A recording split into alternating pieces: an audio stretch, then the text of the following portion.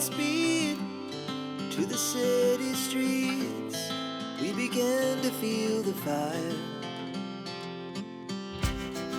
We rise like tall buildings as the chemicals they take us higher. The night's young, it has just begun. G'day. G'day. Thanks for stopping by. Absolutely. You know, when we first started this adventure of full-time travel, Oh, it's cool. when we first started this adventure of full-time travel, we sort of had in our minds there would be one adventure after another. Yeah, But we did. we've actually learned that's not the case. Actually, it's not even possible. Well, for us, we don't feel like it's possible. No, we just don't have the stamina, do we? No. So we've learned a few things about full-time travel and still really enjoying it, and I suppose making the most out of the time we have wouldn't in give the it up. places we get to. Yeah, most definitely. For example, our trip up to the Cape, Oh, it was fantastic, wasn't it? Yeah, and we just took our time. We didn't rush. I mean, we made about a 2-month trip out of that Yeah, we did. adventure up to the Cape. Yeah, and it was worth every minute. I loved it so A week much. in Cooktown, Yep. and then the trip up to Han River Roadhouse. Yes. And we stayed there a few nights, I think. Yeah. Yeah, and then we went up And to then Cowan to work. Yep. And got to experience Cowan for a number of days. Made our way up to Bamager and spent a couple of weeks up there. Yeah, we did. We actually did spend a couple of weeks up at Bamager. It was amazing. Loved it. But I tell you what, by the end of it, we were ready to stop. We needed to. We had the sense of, you know what, that was quite tiring. And although the next adventure was beckoning, we decided, no, we need to come to a standstill for a bit and just regroup. We did that in Cairns at that time. We did. Yeah. And we didn't just regroup our physical energy, did we, Paul? We also regrouped our rig Yep. and our supplies Yep. and, and even the social aspect of our lives. Yeah. So at the time, our daughter was living up in Cairns with her family, so, that was amazing. Yeah. Spend time with them up there. Yeah. So we look for little towns that have good resources. So it's not busy cities, but they're towns with really good resources, either in the town themselves or around the town. Like here at Brunswick Heads. Like here at Brunswick Heads, absolutely. It's amazing, isn't it? So yeah, it really is helpful for us to regroup. And we've learned that you can spend a couple of months travelling and doing it rough and in remote regions, but then it's nice to just take another month or so just to come to a standstill. Yeah. So it's nice to pull into a caravan park and actually be able to do your washing Yep. in a washing machine. Even though we have one in the van, And we use it all the time. Yeah, it's not big enough for the bulkier items. Like if you're going to do towels, you've got to do them one at a time. And then they don't come out that well. So Our doona cover needs to be done in a larger washing machine. And, just those kind of things that we do. yeah. Yeah. So it's good to have those little extra luxuries. Yes, it is. One of the things that's incredibly important to us is the ability to walk into town. Yeah. Yeah. So that we can get out of the car, get our bodies moving, and we can go to the pub if we want or a cafe for lunch. Yep. And we don't need to use the car to do it. No. I mean, that again, Brunswick Heads is a perfect example of that. We were staying at Massey Green. We got the river. Literally, we're camped on the river, basically. We can walk into town where you got one of the best pubs in Australia, the Bruns Hotel. But Some amazing restaurants there now too. Oh, wow. Try the pasta bar. Yeah. And then, again, probably one of the most beautiful beaches in Australia, the Brunswick Heads Beach. Yeah, it's beautiful. Yeah. And it's walking distance. Yep. So, Fishing. Just to go fishing here. Yeah. It's so easy from where we are. I just walk out and then in minutes, I'm at the river, dropping a line in. I know. It's so good. It makes things so much easier. And that's the way that we regroup. We find a town with a really good, well-resourced caravan park. The town was well-resourced. We, and then we can walk everywhere. Yep. That's amazing. So I think for us, it's more of a combination of styles of caravanning and travelling that makes it sustainable for us. Yeah, just staying sustainable to be living on the road full time. You know, we have the same needs as other people have. Yep. And But like you said earlier, we don't have a home base to go back to, so we've got to sort of make up a type of home base, and we do that in places where we can just sit down and you don't have to think too much about things, or nothing's too much of an effort. well, you've got your electricity and water on tap. Water on tap. Oh yeah, it's funny. I didn't even know it. and you have your the facilities that you need: a laundry, a kitchen. Yep. And so you have those facilities available. It's clean. I love it when we have a slab when we regroup, because we don't walk anything in. It does actually give us a chance to clean the rig a bit, doesn't it? Mm. Regrouping may be different to different people. Mm. I don't think there's a right or wrong way. No. But one of the things I enjoy about going to some of the towns we go to, the bigger ones, or the well-resourced ones, I Yeah, the suppose, well-resourced ones. Yep. is the fact that you do have access to so many services, the shops. I mean, while we love the adventures of climbing through the different gorges at Kakadu, or the walks In up Litchfield. at Litchfield, Oh yeah. Trying all the luxes at Darwin. Love that. the remoteness of Arnhem Land, or even the ruggedness of Cape York, they're great adventures. They are. But it's nice to come back to somewhere where you can be on a nice piece of grass with some made roads, and can walk into town. Yep. And you've got a selection. It's not just the local milk bar or whatever's. The local pub. There's often a local pub, let's be honest. Yeah. So, like for example, here at Brunswick Heads, we're staying at Massey Green, which is a beautiful caravan park. Right on the river. Right on the Brunswick River. Yeah. So, I mean, you can walk out of the caravan, across the caravan park, and you're on the Brunswick River. If you You can enjoy go for fishing, a swim. yeah, Go for a fish. it's great. Yeah. And then a short stroll out of the caravan park, and you're in the town of Brunswick Heads, Yep. with one of the best pubs in Australia. The Brunswick Hotel is renowned to be one of the best pubs in Australia. Live music playing, and it's a beautiful location. Yeah, it is. It is. It overlooks the Brunswick River too, doesn't it? Yeah, all of the Yeah. other things it's in town, restaurants and cafes. Yeah. It's such a beautiful place, and the vibe around the place, like, you've got the live music scene that seems to be so prevalent in Brunswick Heads, and you have access to that. But you also have access to things like osteopaths and chiros if you need it. We do need it on occasion.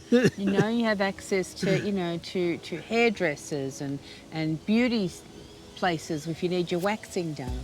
Yeah, you have access to, to GPs and doctors, and even integrated doctors not too far in Byron Bay. You have a whole range of resources available to you. Now, Paul's used the Byron Bay Hospital emergency twice. A couple of times now, yeah. Yeah, he's done things to himself. And so, it is really, really well resourced. In fact, even just buying these, I don't know if you can see these, but these microphones that Paul's been talking about on Facebook to try and improve our audio. And hopefully it has. Hopefully it has. Well, we had to get that from Ballina, wasn't it? Ballina, yeah. Only sort of, half an hour drive out of Bruns. And one of the other benefits of stopping in a town for a while is you get to know the place a lot better. So you know where to go to for your best coffee, or where to get your best meal from, or where you get your best parma from. That's always important. Or your best steak. But so, because we've been here in this region now for a few months, and so we've found out some of the best places to get to, like the Ocean Shores Golf Club. Now they've got a new team in the restaurant there, and they put out a really good quality feed. The Palmer there was second to none. I really enjoyed that one. Yeah. And then down the other way, there's the Services Club in Byron Bay. Now we joined there. It was only $5 to join it, and I think we saved double that on our first meal there, didn't we? Yeah, we did. Yeah. We did. We saved more than what it cost to join. And for somewhere like Byron Bay, where you sort of expect to pay top dollar for most things, Yep. it's actually very affordable, wasn't it? Yeah, it was. It was really affordable. Yeah, I love it there too. But that's one of the things we like about stopping in places. We found we did the same thing up in Cairns. We got to know the area. We spent several months up there, and we got to know the area really well. Yeah, we did. Where to shop, where to get the best seafood, where to go just even for a haircut, things like that. So it's always good to stop in places like that and regroup. But I think for us too, one of the things we like we set up in Cairns, we stopped for some time, but we had family up there, so it's good to be with family. We found in Darwin we stopped for a while, but we didn't really have family up there. We were missing them a fair bit. And if you're watching any of those videos, you'll see we actually flew back to Melbourne twice to catch up with family, and once out to here in Brunswick Heads to catch up with the family. Because you're such a softie. Don't tell anyone. Spoil my reputation. Yeah, absolutely. And we actually make it home for that period of time. Yeah, we do. We do. We become very familiar. Post office knows Wenda by name. I think she's on the Christmas card list for all the staff up at Darwin. So there's a shout out to the Mullumbimby Post Shop. They are amazing. They Do a good really job. are. They do a great job. Yeah, they do a great job. Oh, yeah, we haven't mentioned Mullumbimby. But Mullumbimby is such an amazing little town. It's probably our little second home up here, isn't Yeah. it? I do all our grocery shopping in Mullumbimby. Yeah, I Yeah. love Mullumbimby. Yeah. It's such a mix of cultures there. Yeah. It really is It's really amazing. different. Yeah. Yeah, It's great. Yeah, Love is, It is. The only thing with Mullumbimby, though, Paul, is that the caravan park is usually, it is a little bit of a walk out of town. Yeah. So, you know, like, it's not quite the same as Bruns. No. So when we're in Mullum, we stay at that's what we call it up here, Mullum. But when we're staying there, we stay at the Rugby Leagues Club. And that's a great place. It's very affordable. I mean, in this area, it's probably one of the most affordable Yeah, it places is. to stay It at. is. And that's why we choose to stay there, particularly during school holidays and things like that. Yeah. During peak periods, it becomes almost unaffordable to stay in places like this because they're so popular, and it's prime area. Yeah, it is. It is. It is. You know, everybody wants to be there. Don't blame them, actually. No. It's a pretty darn good place to be. Yeah. You know, for us, there's probably we probably narrow it down to 3 different types of caravanning that we've done in our time on the road. Yep. From the remote, off-grid type camping. Where there's nothing. No. There's been places where there hasn't been a toilet. There is certainly no electricity and water. No shops, nothing around you whatsoever. You really are isolated.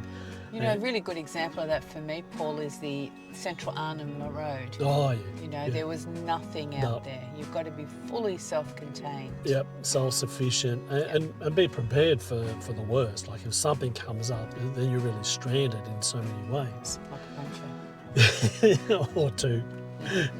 Then you got the other type, which is like the outback type camping, where you get these tiny little towns where there's barely any resource. You might have a pub that also doubles up as a post office and a general store, yeah, often. it's just everything, and it shuts at 6 o'clock at night. And doesn't, well, the pub never shuts out at the time, but anyway. But the thing is, you're out there and you've got this one little place in the middle of the town in an outback area. And that, I think a place like Kainuna, that was similar to that, the Blue Heeler pub, where there was nothing around there. It was just that pub there. Yes. Or Amazing, even by the way. even Daily Waters is another one of those places where it was like a pub. The community was built around that little pub, but it was only tiny and it was remote, so you had nothing around it and that. Yeah. And then you got the other places, which it's probably seen as a more softer type of caravanning where you got the towns where you're actually in a town. It's got all of the resources available to you. Yeah. But I think for us, there's been a place for each of those. We couldn't do any one of them alone, I don't think, could we? No. I think what balances our life on the road is a combination of all those things in, say, a year. You know, we do so many months of that really rough remote camping. We'll do so, you know, when we're travelling, we're staying at remote places often. Yep. And then when we're regrouping, you know, we look for a caravan park that has, you know, a town that has resources, Yep. but a caravan park that has resources. Yep. But you know, the other thing I was thinking, Paul, that's also important is that the water is decent water. Yeah. It's not hard. No. You know, I don't want to put hard water through my washing machine. No. As very we've said often. in one of our other videos, the water quality in place, from place to place, varies so much. It really does. Yeah. Yeah. So it's nice just to be somewhere where you know it's okay to drink from the tap. And it's okay to run it through your appliances. Yep, through the caravan. Yeah, definitely. Absolutely. Yeah. Eric, that's been our experience and our experience of living full time on the road. Yep. We need balance. Yeah. And I'm sure there's so many people do it so many different ways. Absolutely. And it really is an individual thing. And it's great. We've learned so much from other travellers, and we've learned about things that we wouldn't do, as well as some of the things that we have actually included in our lifestyle. Yeah. Because I know, Paul, that when we first went on the road, we really thought it was just one long, huge adventure, you know, because that's what the YouTube videos were actually, that's what I interpreted them as being. Yeah. But in actual fact, what we found is that a balance of all of these different types of adventure and camping, Yep. or caravanning actually, is what works for us. Yeah, yep. And as usual, we'd love to hear your thoughts on your experience of travelling full-time or long-term, or even if you're planning to do it. What are your thoughts on how is the best way to manage it so it is a sustainable option? I think sustainable is the key word there, Paul. Definitely. Yeah. Don't forget to hit like and subscribe. In actual fact, that helps our channel a lot, doesn't it? It does. When people do that. It really does help us a Yep. lot. So we'd love you to like and subscribe to our channel. And if you see us around, Come and say g'day. come and say good day. Thanks for stopping by. Bye for now. Bye.